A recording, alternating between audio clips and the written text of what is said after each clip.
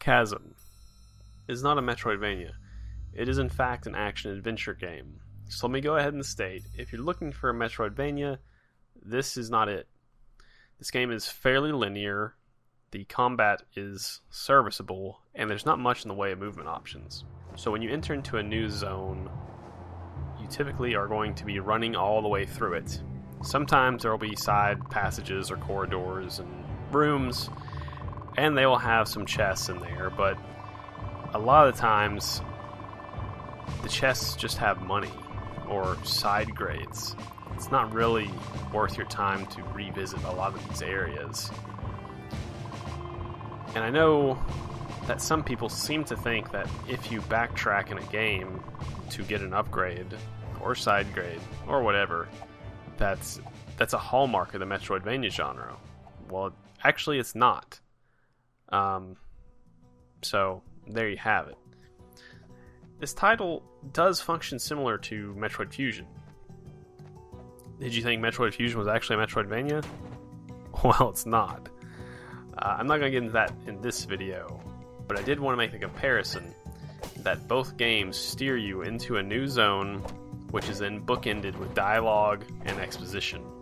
I'm going to give credit to Chasm here, though, because there's far less exposition in Chasm than there is in Metroid Fusion. The story in this game, I mean, I don't want to say it's awful, I just wish the developer spent much less time trying to explain things. Let the environment do some of that heavy lifting. There's a nice moment in this game where we see a massive painting of a noble's wife. Later we see a painting of the noble himself, but that's after we kill the gentleman. And the painting is much smaller. Somewhere things have gone wrong. Indeed they did. He was corrupted by alien forces or something like that. But the game comments on this, if I recall. It's been a while since I played this. But imagine if we had not really known who that painting was of, the wife that is, and we only see that massive painting, and then later we see the noble's painting himself. Of course, the player will probably surmise that that was either his lover or the queen. Why is her painting bigger? Well, the obvious thing is probably that he loved her very much, right? But when we tell the player this, or when we say that the king was a just king, and he was loved by all, he was lion-hearted, etc., etc., it kind of clears things up for the player, and that's not necessarily a bad thing either. I'm just saying that sometimes leaving things open to interpretation, especially, in my personal opinion, within the Metroidvania genre, it leaves more to the player. It makes the experience more enriching, perhaps. Now, I know some people aren't going to like that. A lot of people want to be told the plot. They want the plot spoon-fed into their brain, and I get that, but I think that makes for a weaker experience overall. I really think if you pursue the more, for lack of better wording, hardcore players that want to tear your game apart to discover the lore, you're going to have a more cohesive game. I'm not saying you need to make the experience necessarily hardcore, but you should be making games aimed at people who are going to spend hours and hours and hours in your game trying to eat up every piece of lore or whatever. Now you might be thinking, oh wait, you said something about lore. Doesn't that mean we should have... What are you saying? You just said you should have less, right? That's true, I did say that. What I'm saying also, though, is you can have a massive story, but don't always shove it down the player's throat. And I'm not saying this game necessarily has that either. I'm just saying, pace yourself.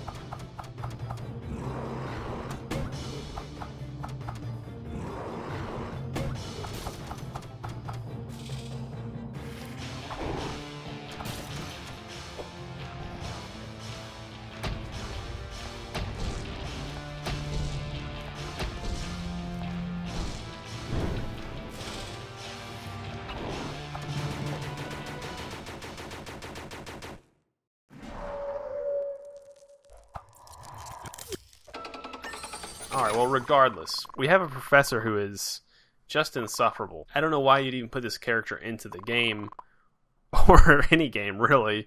But if you had to, a better capacity would have been one where you go to talk to him, and where he can then give you lore on items or monsters you've encountered in a more passive way, instead of remarking on everything just a little bit before you arrive. I don't even mind the professor being an all-knowing entity, just so long as it's not interrupting the pace of the game. Overall, this character was not needed, and certainly added nothing to the game.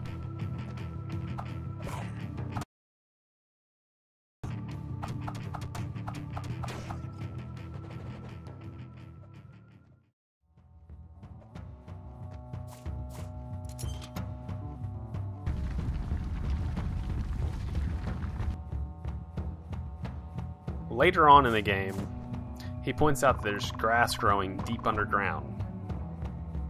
But we don't have time to think about that. Well, why even bring it up? Honestly, I know this is something not to get hung up on, but it really just diminished the whole area for me. Of course, the player's already thinking, there's a forest underground, that's kind of interesting. There must be some crazy magic or other phenomenon going on here. But before you even get the chance to think that, here is Basden, that's the professor, intruding upon that thought. And this is something that can be infuriating when an author thinks maybe you missed a point, so they nudge you into it further. It's like, well, no, I see this underground, verdant forest. The thing is, Basden bringing this immediately to your attention really serves no purpose other than for the game developer to say directly to you, hey, don't overthink this. This is just a cool area. And I guess the thing that annoys me about this is that when you get to this area, there's a really cool set piece in the back. There's this ziggurat shooting energy into the air. Not the most original imagery, but I did not expect it, and I really liked it. In fact, after Basden mentioned the grass growing, I figured when I got through the area, he would give some half-assed explanation, like he found a shard of the ancients, and grass can grow without sun or photosynthesis. So I guess in a way, the game developer subverted my expectations. That said, I do think the better way to do this would have been first to just delete Basden from the entire game, and then let the player connect the dots themselves. You could even have areas closer to that ziggurat, more verdant and lush, and those further away, browning or dead, if you really want to underline what was going on without having exposition creeping into the game.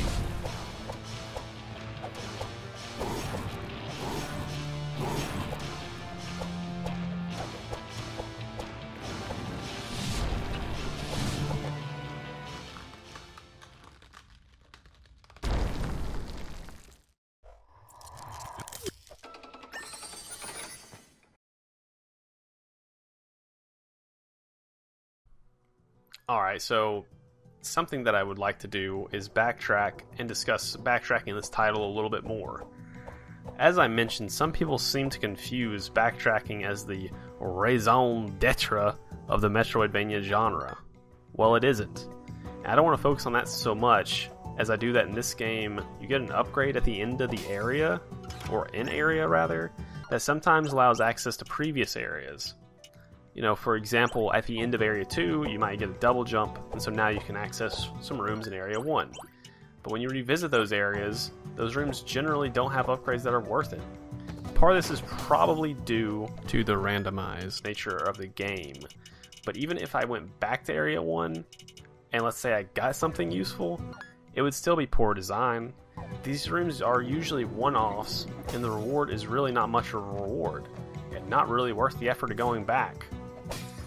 I think in most cases, going back to these areas are always optional. I don't really remember. One thing I don't like having to do is remember where I should have to use an upgrade to access a new area. This is a major weakness in Metroidvanias. However, this title does have map marking, which is a huge plus. However, I did not know that until I was at the last boss. That's undeniably on me. But it is something that could have been pointed out or hinted at, maybe even by the insufferable Basden. He could have made a show of things and give you a pin and then remark that you can now mark your map. I think this would easily fit his obnoxious character, and if done well, it might even elicit laughter from the player.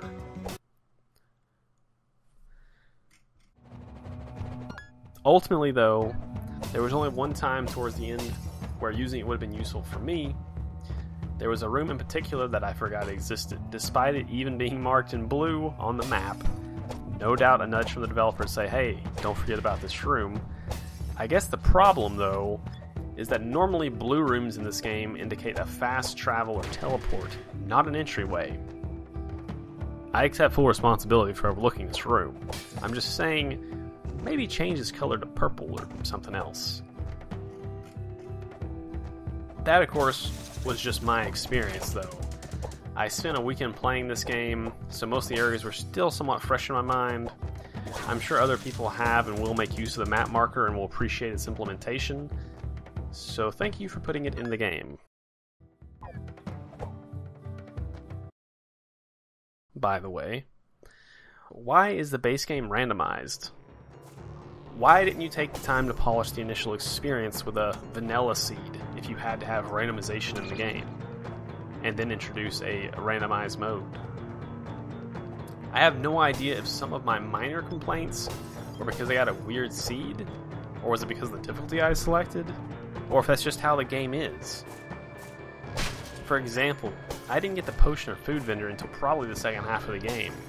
I didn't really need those items, but having the choice to purchase them sooner would have actually been nice. In a way, it feels that randomization was always the plan. Sometimes you enter a room somewhere and there's nothing in it. Some of these rooms kind of feel like elective rooms where there might be a chest that would spawn here depending on the seed. And then that chest is usually just some money anyways, so is it... I mean, yeah, it's random, but it feels cheap in a way. And money really only has one use in this game.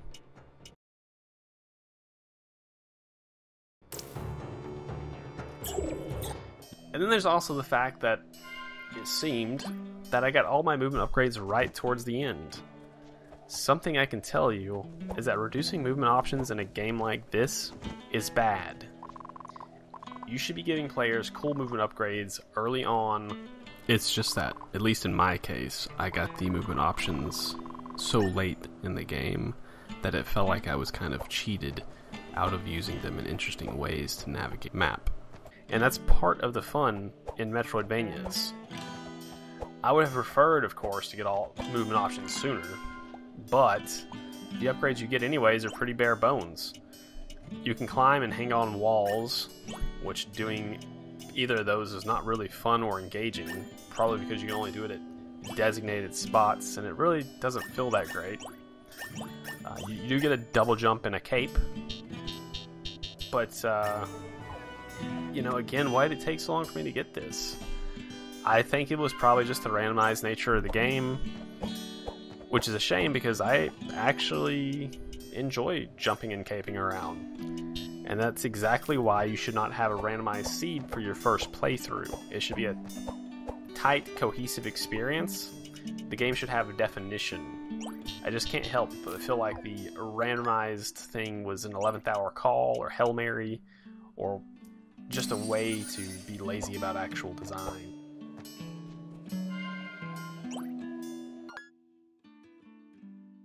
Change log. Delete Basden.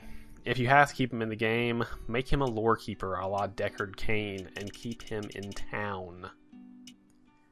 Something else that I was having issues with was my inputs dropping.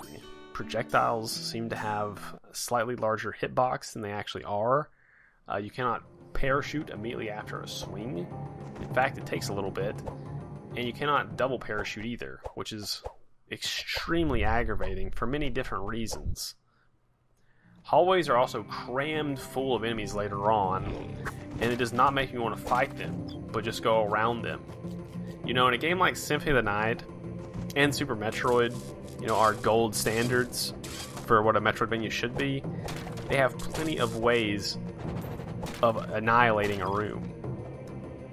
Another small complaint is that when you're doing the arena, you should really be able to heal back up every time you exit the arena. That's not the case in the version that I played. You only get to heal your health and mana once, and then if you want to, or if you need it, you have to go all the way back to a save point, which is quite the distance away. These teleport blocks in the Shadow Realm should have really been colored differently, or number paired, or something. It's not the end of the world, of course, but it can be a little confusing sometimes. And I don't know if this is a small glitch or not, but you cannot attack and then regain your ledge grab. This is also extremely annoying when there's an enemy crawling slowly around and you could have killed it really fast, but you can't because of this glitch.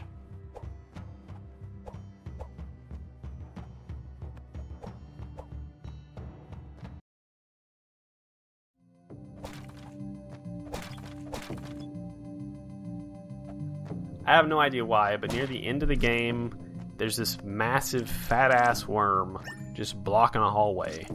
It's the weakest fight I think I've ever seen in my life, and it just majorly disrupts the pace of the game. You are coasting towards the end of the game, the final, and then you just have a literal roadblock.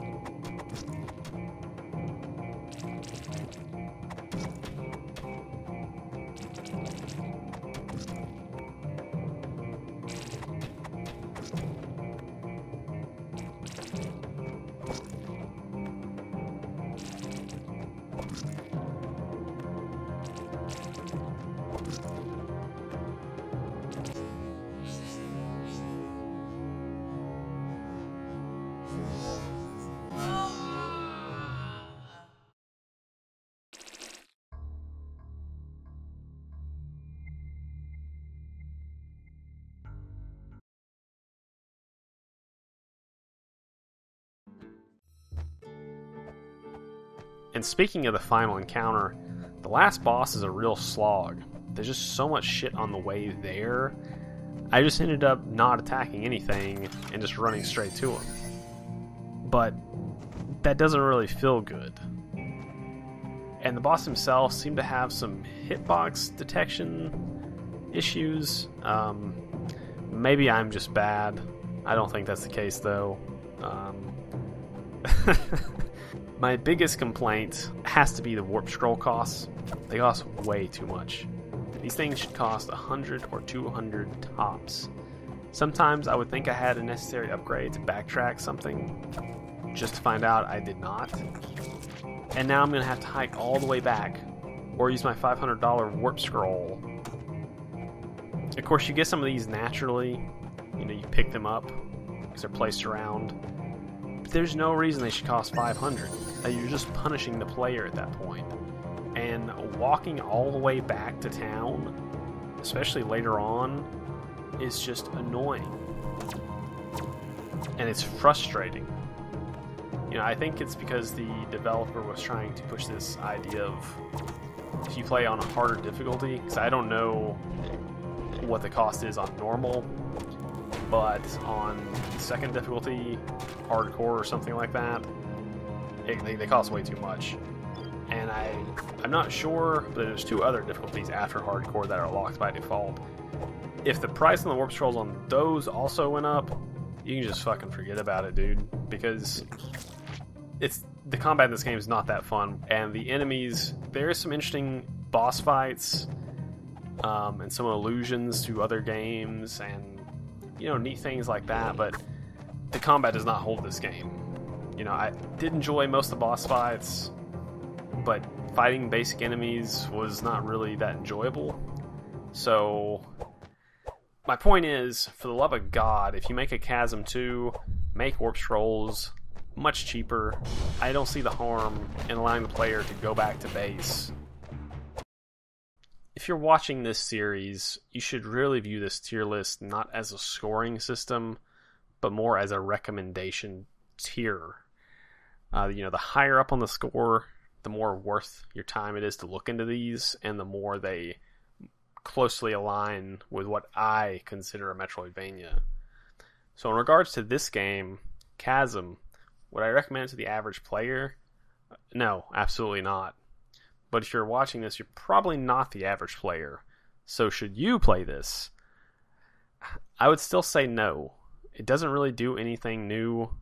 Some of the boss fights are certainly fun, but it just doesn't tip the scale enough to really recommend it. I feel bad, saying that and making a video where I tell people not to play or purchase something when there's a smaller team working on it.